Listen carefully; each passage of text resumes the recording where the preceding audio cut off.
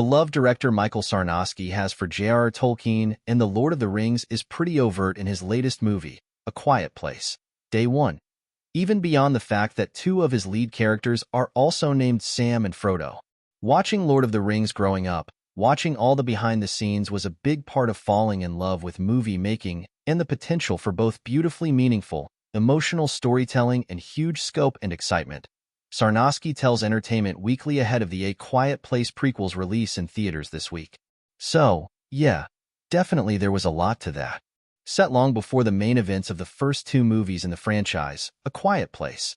Day 1 follows Sam, Lupita Nyong'o, a young woman on a day trip to New York City with her cat named Frodo at the very moment the monstrous aliens that hunt through sound arrive on Earth. She is forced to team up with a complete stranger, Eric, Joseph Quinn, if both are to survive and escape the city. Nyong'o recalls seeing the Sam and Frodo element when she first got the script. Our director is enough of a nerd, she says, playfully.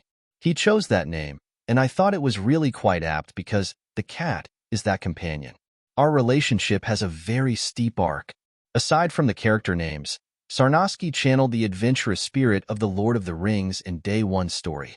Sam and Frodo carry a lot of weight, and I think there is a real Odyssey element to this, even though we're contained within this city of New York, he explains.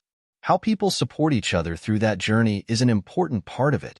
This vision of an apocalyptic Big Apple even has an equivalent to Mordor, the dark, volcanic wasteland that serves as home base for the villainous Sauron of Tolkien's Middle-earth. I think you could make an argument for that, Sarnowski confirms. It's a little calmer and quieter than what Mordor would be. Speaking of Sam and Eric, he continues, they definitely have a goal through this movie that means a lot to them, and that is important. They would die to get there.